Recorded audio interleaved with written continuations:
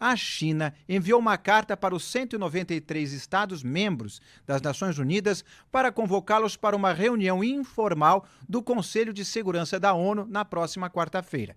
No documento, o governo chinês acusa os Estados Unidos de intimidar e lançar uma sombra sobre os esforços globais pela paz e desenvolvimento, ao usar tarifas como armas. Atualmente, os Estados Unidos aplicam uma taxa de até 245% a determinados produtos chineses. A exceção é para produtos eletrônicos como smartphones e laptops. Já a China está taxando em 125% os produtos americanos. O mestre em Economia Internacional Alexandre Firmanian conversou com o repórter Guilherme Resch sobre esses últimos acontecimentos da guerra comercial entre Estados Unidos e China. Vamos acompanhá-los. Estamos aqui com o Alexandre Firmanian, mestre em Relações Internacionais. Alexandre, muito obrigado por ter aceitado participar da entrevista.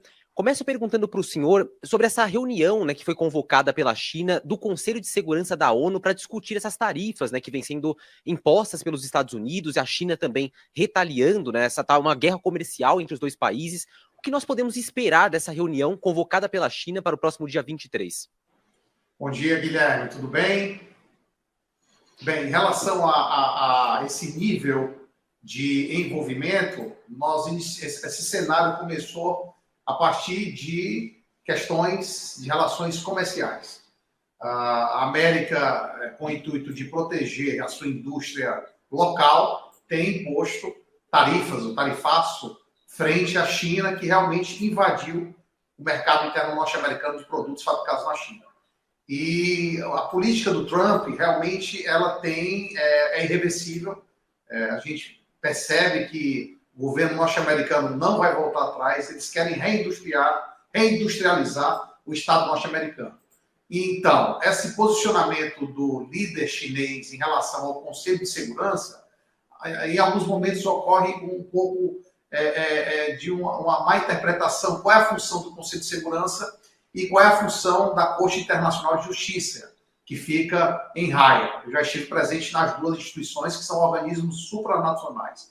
Realmente a ONU é um órgão político, ele pode impor sanções ao Conselho de Segurança, mas a Corte Internacional ela é que tem o poder de julgar os Estados. Então, nós não sabemos qual será o impacto dessa reunião do Conselho de Segurança frente às sanções que poderão ocorrer junto ao Estado norte-americano.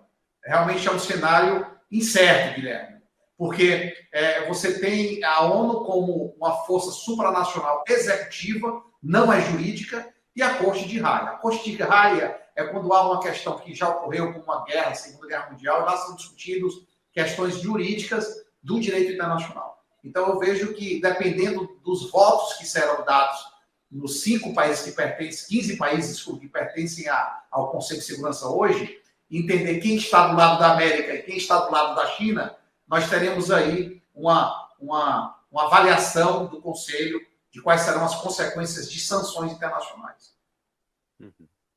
Diante da imposição de tarifas pelos Estados Unidos em relação à China, que passa aí dos 200%, pelo que os Estados Unidos anunciou, chega a 240%, se não estou enganado, o senhor avalia que é uma medida correta, a China responde com a seriedade devida, diante dessa imposição de tarifas, convocando aí essa reunião do Conselho de Segurança?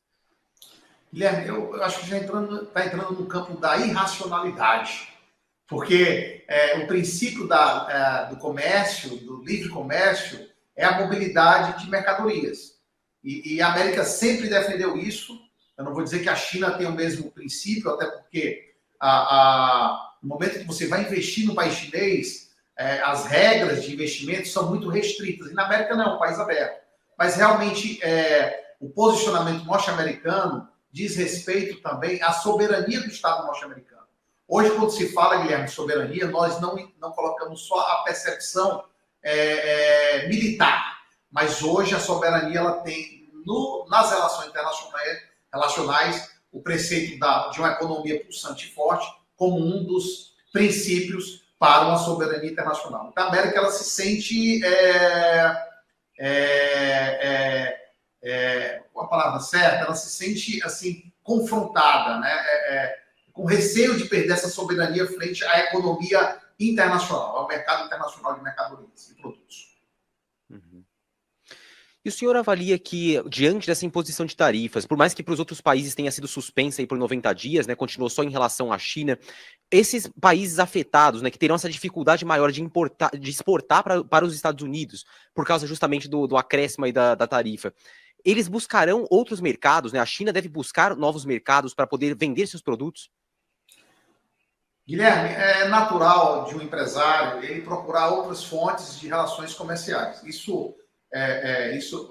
Essa reação dos países que não estão diretamente relacionados ao conflito China e América, mas estão indiretamente correlacionados, porque há impactos na América do Sul, no Mercosul, nos países eixo sul-sul. Então, realmente, nós cremos que ocorrerá toda uma mudança de cadeia na logística de distribuição e negociação internacional. Isso não é rápido, você tem que entender, Guilherme, nós temos que entender que essa cadeia de distribuição ela é construída durante décadas, né?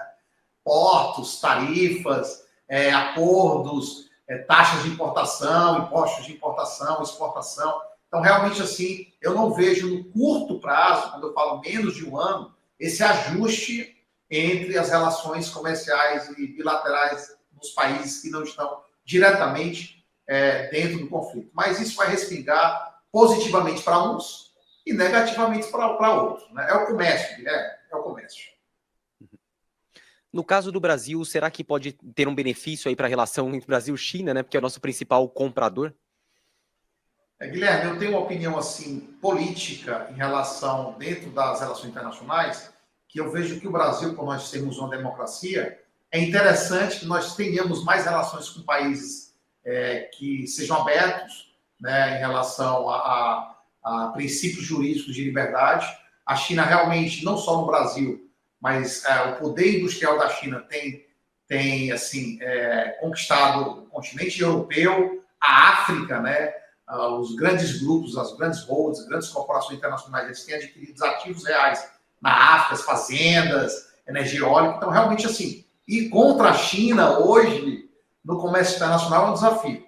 Né? O Brasil hoje tem 30% da sua pauta exportadora de commodities para a China, né? E para outros países. Então, não tem como nós nos afastarmos da China. A gente tem que medir, Guilherme, qual é a relação que é salutar para a nossa democracia e qual é a relação internacional que não é salutar.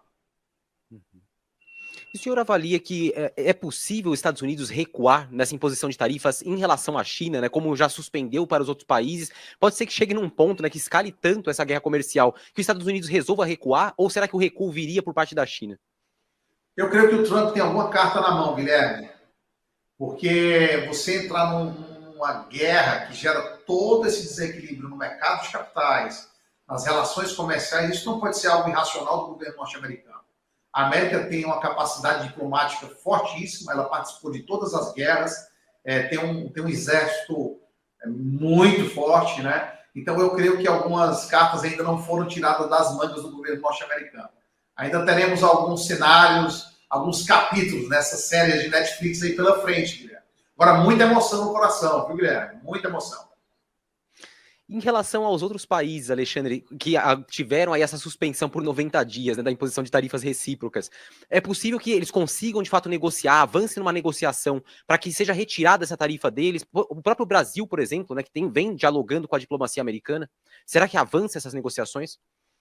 A gente tem visto a posição do Itamaraty, né, um pouco conservadora, né? O Brasil, no governo atual, não tem tido uma relação tão próxima com o governo norte-americano. Não é um momento positivo, nós temos qualquer desgaste dos Estados Unidos, ora já temos algumas questões de âmbito jurídico, né, e político, então realmente o Brasil hoje está num cenário um pouco delicado quanto relações internacionais com os Estados Unidos. Talvez com a China, né, nós podemos tirar algum proveito desse conflito internacional, nós temos a Embraer e outras questões aí, a própria Boeing agora, o governo chinês restringiu assim, a aquisição de aeronaves norte-americanas. Como eu te falei, Guilherme, a gente está daquelas séries de 20 e tantos capítulos, nós estamos ali no início dessa temporada Netflix. Então, realmente, o Brasil pode sim, mas em contrapartida nós temos problemas no aço, né, e tarifas que foram impostas. Eu acho que a pauta nossa de exportação quanto a commodities não vai mudar, tá? Mas quanto produtos semi-acabados ou produtos matéria-prima que são exportados para os Estados Unidos, nós vamos ter que nos reinventar, dependendo do impacto na cadeia produtiva. Mas o brasileiro é resiliente, tá, Guilherme? Nós conseguimos nos reinventar muito rápido. E Alexandre, até o senhor comentou sobre essa questão dessa dificuldade, nesse afastamento do Itamaraty em relação aos Estados Unidos, até pela diferença de ideologia dos dois governos, né, do governo brasileiro e do governo americano. Levando isso em consideração, seria importante que, por exemplo, parlamentares participassem das negociações, porque na semana passada me chegou a informação de que está sendo organizada uma comitiva, né, de senadores e deputados federais aqui do Brasil para irem aos Estados Unidos, dialogarem ali com parlamentares americanos também, nessa tentativa de ajudar, né, o Brasil a sair dessa mira da mira do tarifaço. Seria importante que esses parlamentares de fato fizessem esse movimento, fossem para lá e ajudassem nas negociações? Guilherme, se nós falarmos dos presidentes, tanto norte-americano quanto do presidente brasileiro, não há qualquer diálogo entre ambas as partes.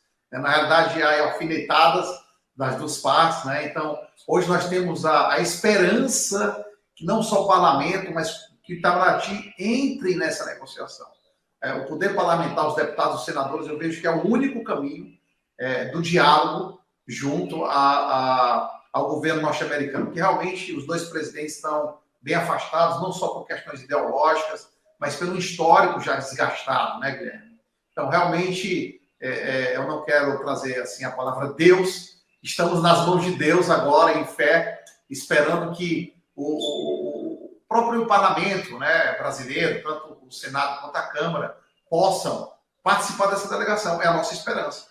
Mas entenda que não existe só a América para exportar, nós temos outros caminhos também.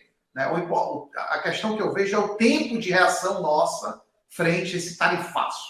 Nós não podemos demorar, Guilherme, porque a cada dia que se passa são prejuízos contábeis para as empresas brasileiras que são incalculáveis. Eu conversei com exportadores já, realmente estão muito apreensivos, tá, Guilherme? Muito apreensivos. A incerteza tomou conta do mercado.